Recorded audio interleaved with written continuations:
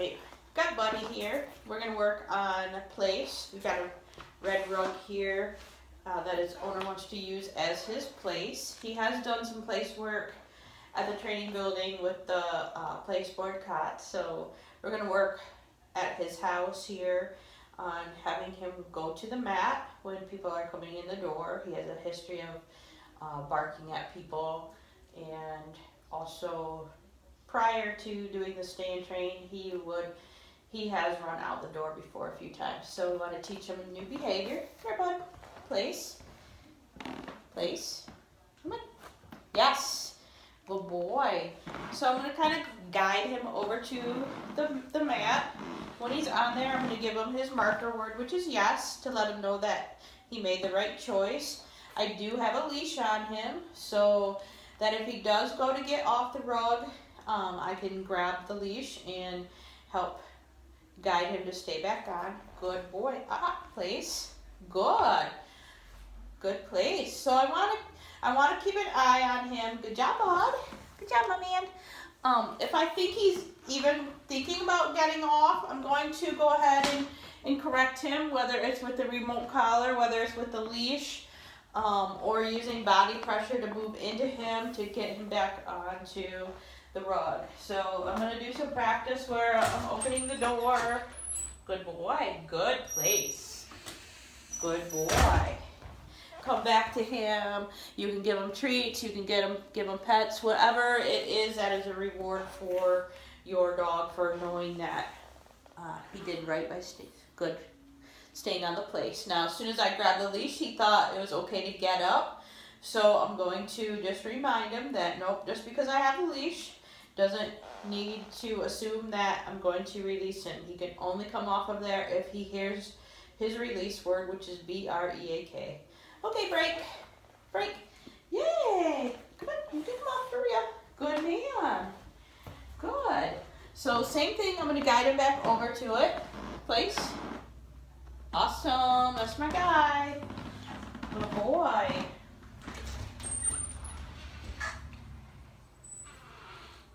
Good boy. I was seeing if she had a doorbell, but I don't see one right out there. I was going to practice ringing that. Good boy. Good place.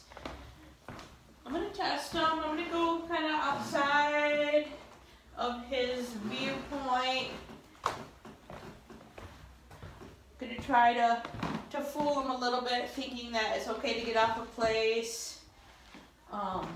Yes, there's no distraction of a person here, which I totally understand that his trigger is probably the door knocking, doorbell, whatever. But if you don't practice in a low distraction area, then you can't expect it to happen when the real thing happens. The dog needs to understand what it is that you want from them. Good man. Good. Good. Okay, break. Break. Good boy. Good. Sit. Awesome. Good job, buddy. Good job, buddy. Also, while I'm at it, I'm going to work at him not busting through the door. Good man. Good man. Good. Good. Good. Okay, buddy place. So I'm going to mimic the sound of the door knocking. Good place. Hello, how are you? Good place, buddy. Good place, buddy. Good. So that's kind of how I practice quite a few of those. Now, for him at home with his owner, it may be a little bit different story. So what I would do is, let me grab my phone here, my video. She's got a nice end table here, another one here. I would simply tether his leash to that so he hears the person at the door.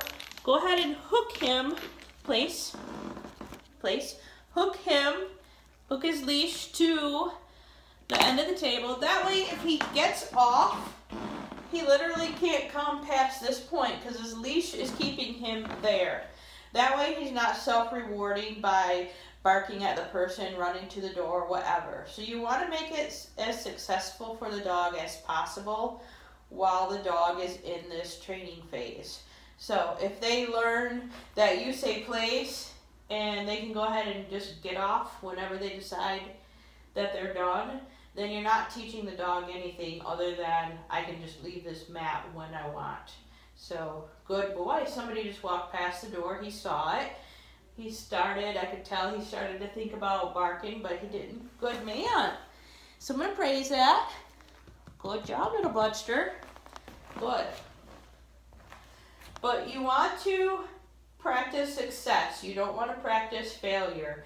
So whatever it takes to help you get that success, tether the dog, use more food, whatever it takes, have a second person helping you. That's the type of thing that you want to practice. Success, not repeated failure. Good place. Good. Okay, break. Break. Good man. Okay. Buddy, place. Place. Yes.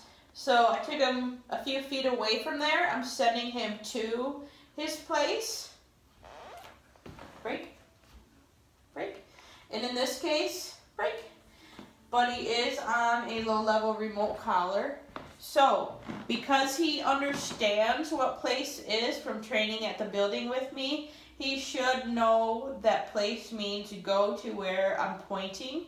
So, I'm going to go ahead and I'm applying the pressure from the e-collar as I'm telling him place. As soon as he gets on that rug or is committed to going to that rug, I'm going to let off pressure.